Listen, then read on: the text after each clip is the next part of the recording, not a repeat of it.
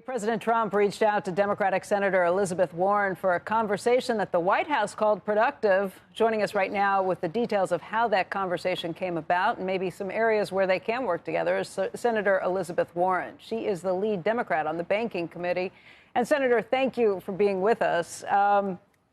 It almost sounds like a Saturday Night Live skit that the two of you actually spoke and had something that the White House called productive. First of all, how did this conversation come about? It was after a speech that you had given that was actually pretty fiery. That's right. I had just given a speech about the future of the Democratic Party. And the basic point that I made in the speech is that Donald Trump had promised for an entire year in the run-up to the 2024 election that on day one he would lower costs for American families. He gets elected. And the very first interview, he says on day one that he will lower costs for American families and that's why he got elected.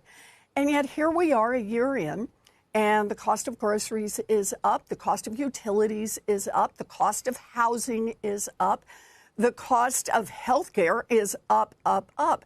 And all of those costs are up because of policies that Donald Trump and the Republicans in Congress have pushed on our economy.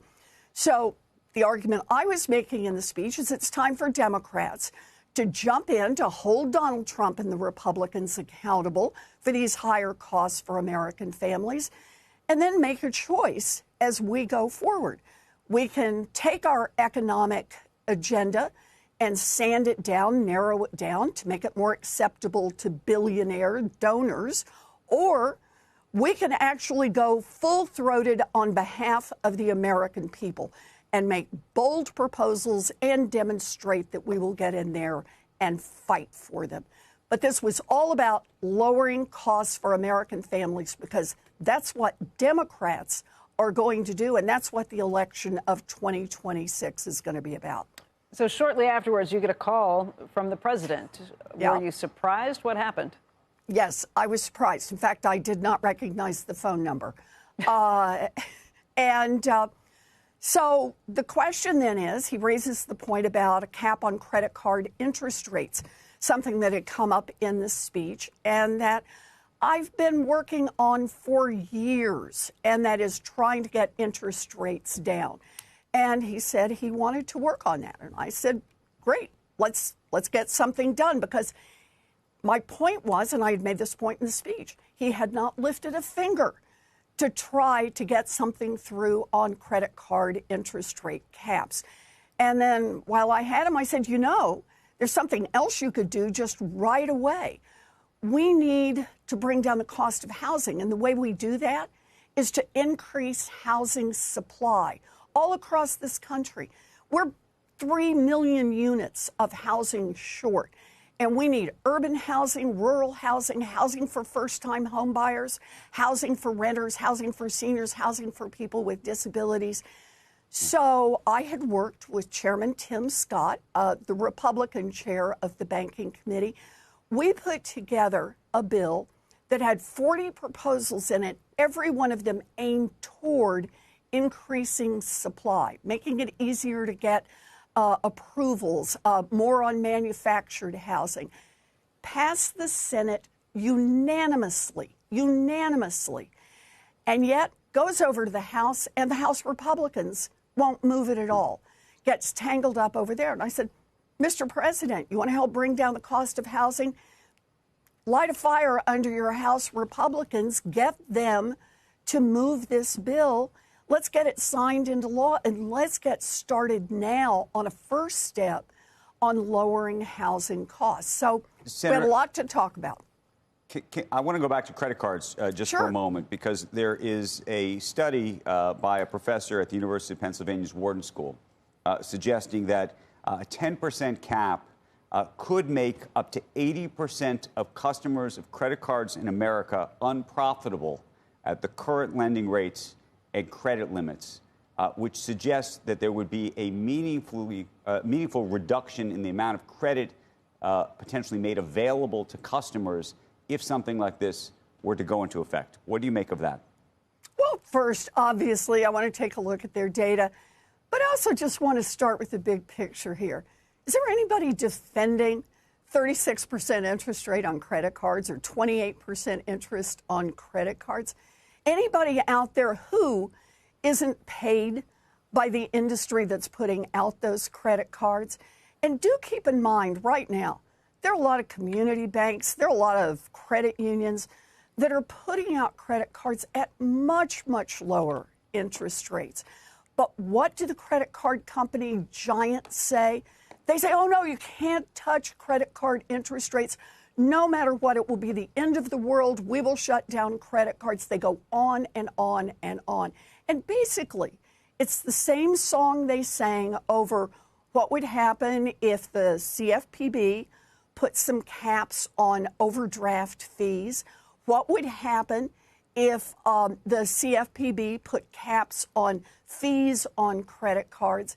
You know, the credit card companies literally make billions of dollars. Last year, they made $150 billion in profits off the credit cards that American families are holding. So we have some choices to make. Do the investors and the corporate executives keep that $150 billion, or does some chunk of that go back to hardworking families who are just trying to pay their mortgage, just trying to pay for groceries every month? Senator, cumulatively, prices rose 22% in the Biden administration. So much, in fact, that real average wages were lower when Biden left the office than when he came in. Inflation was today 2.7%. It's still too high, obviously. But how are you blaming Trump's policies on the affordability crisis when you're talking about 2.7% versus 22%? Well, let's talk about what's happened. And that is that Trump's tariffs have driven up prices.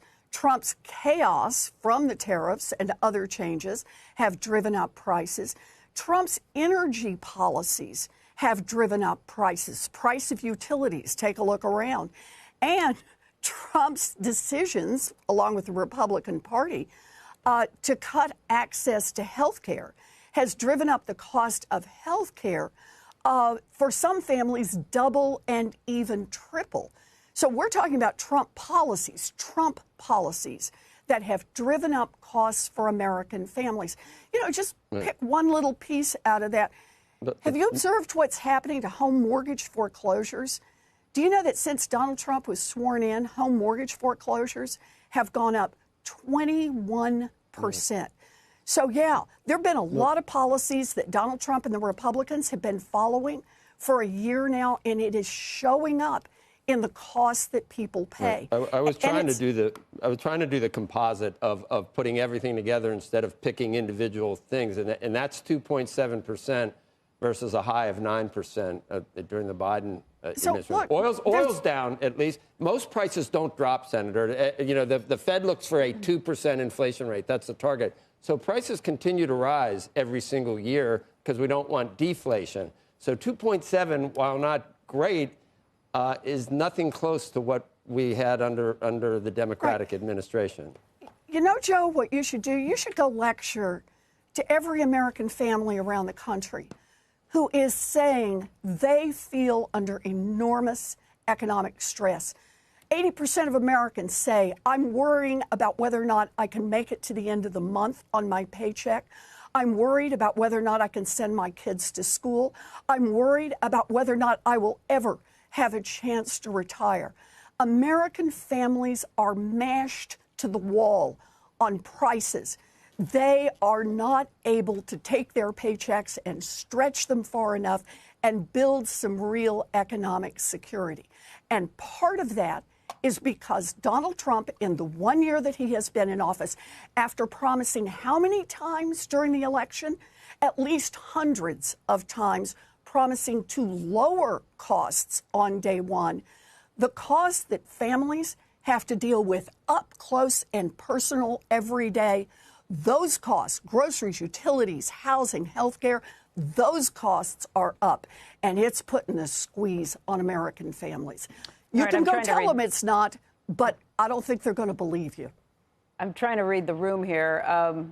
Do you get the sense that you and President Trump will actually be working on things together, or do you think that this was just talk and that no action will come of it? I don't know. You'd have to ask Donald Trump. I'm ready to go. I've got the legislation ready to go. We've got the housing bill that we've already gotten all the way through the Senate. I've worked with every Republican to get that done. My job is to do anything I can to lower costs for American families. And the Democratic Party is ready to go. We stand behind that. The question is, right now, all the Republicans have done is raise costs for American families. Donald Trump says, no, he wants to be in the business of lowering those costs. My answer is, talk is cheap. But if he's really ready to put up and get something done, then let's do it. You said you didn't recognize the phone number when it came in. Did you save the number into your contacts? You know, it really was one of those moments. I don't usually pick up the phone when I don't recognize the number. And I thought, I just come out of giving this speech. And I thought, 202, somewhere in Washington. You can put a special ringtone on there, Senator. I've seen it on Landman. When his wife calls on Landman, it's just really scary. I think you can shop. It's a great touch.